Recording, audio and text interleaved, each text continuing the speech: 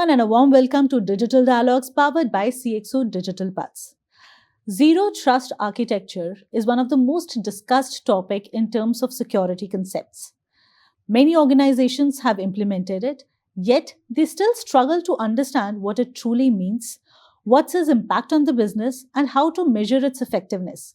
And this is the reason today we are there in this studio with an industry leader who will help us understand all these aspects about Zero Trust architecture. And the industry leader that I was talking about is Mr. Debashis R, who's head IT infrastructure and security at Exide Industries Limited. A very warm welcome, Debashis. Thank you very much. So, Debashis, let's just start with the first myth that we have to break around Zero Trust. So, it is that is Zero Trust a product or an architecture?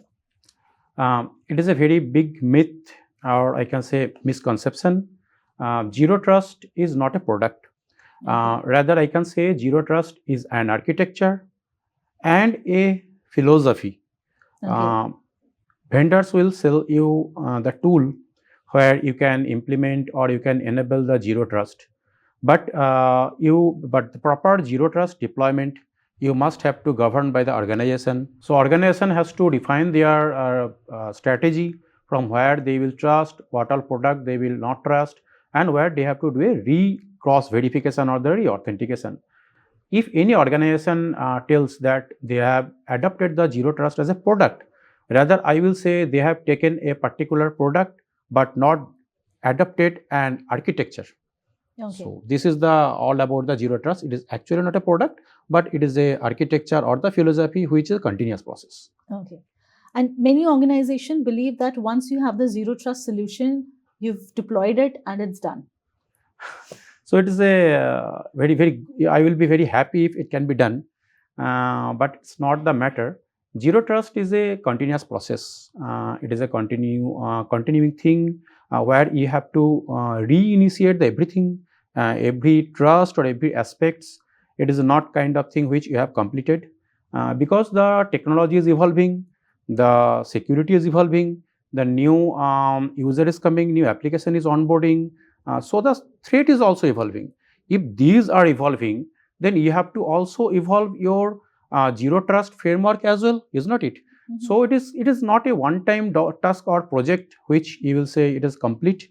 Okay. You have to continuously monitor, continuously adapt, or continuously do the process, reinitiate the trust wherever. If you already trusted something, you have already deployed something which will do some of the trusted application or the trusted authentication, you have to again retrust, again reinitiate as per the new adoption technology, as per the new onboarding of the users, or new threat which is coming into the technology and the threat on the market. So you have to do it again and again. It is not one-time task or the project. Okay, so it's a cycle that needs to be there. It is a continuous process. Okay.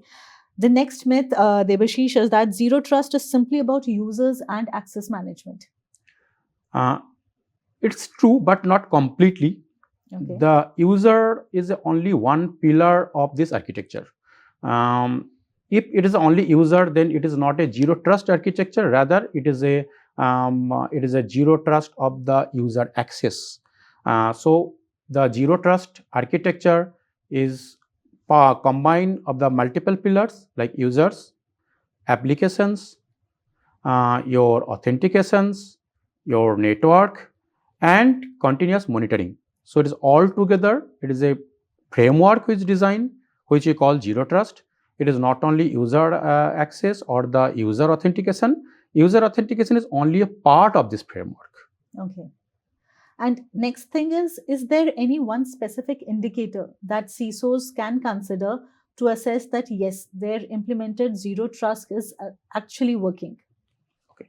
So the CISOs must check or must deploy the technology which will give them the details, what kind of threat, what kind of anomaly, and what kind of untrusted activities are getting mitigated automatically.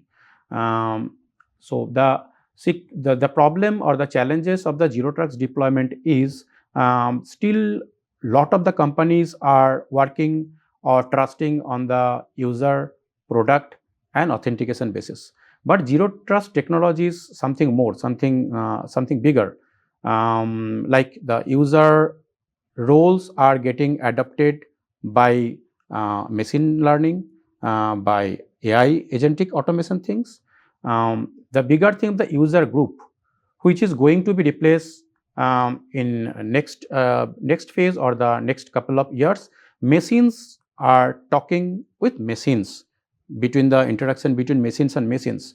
Machines are not login like a human being or like a users. So user login event and the machine login event, both are different. So we have to, or the CISOs have to adapt the technology where the machines learning, where the machines algorithm need to be understood by the zero trust, and it will detect the threat of the machine's language or the new AI adoption, and then only it can get mitigated. So the CISOs has to deploy some automation technology, AI based technology, where we can understand the machine algorithm or the machine languages or the conversation between machines and machine instead of the user's conversation or the user's activities tracking. So that CISOs has to ensure. Okay. Consider the kind of depth of this architecture is. Some enterprises perceive that this actually slows down their business. Some sort of, yeah, obviously it will slow down the business unless you are deployed it properly. If it is not deployed properly, like if you have legacy operating system, if you have legacy technologies, if you have poor adoption of authentication mechanism, or I can say identity and access management, then it will be slow down for the user experience. It will be a frustration for the end user because it is not deployed properly.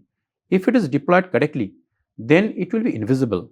And even I will say it will foster the user interaction, because zero trust will give the benefit of the users, the trusted user, I will say.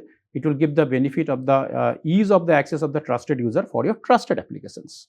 So it is not slowing down if it is deployed correctly, rather it will enhance the performance of the end user if it is deployed properly. So all are based on how planned your deployment of the zero trust, how you understood the business requirement from the zero trust deployment, and how good the deployment phase is. Okay.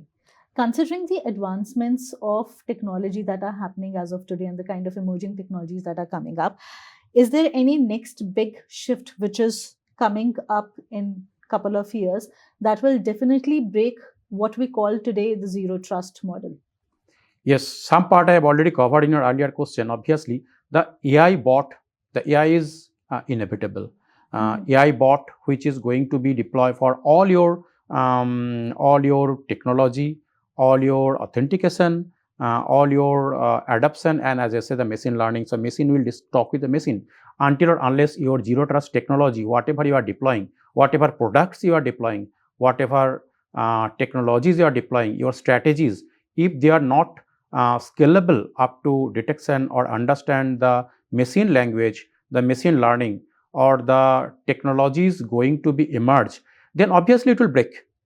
So you have to plan even today for the future scalable, and instead of the physical interaction, the physical authentication, or the user's involvement, you have to think about the AI's involvement, agents involvement, bots involvement, and you have to understand the machine's algorithm, how they are engaging in your environment, in your application, in your authentication, and you have to protect from the machine's intrusion. So only the zero trust will work in the future scalable way. Okay, great. Thank you, Debashis, for sharing your perspective and insights around zero trust. And I think from this conversation, it has become very clear that zero trust is not a destination. It's not a product. It's not a solution. It's a cultural shift that needs to be there in an enterprise.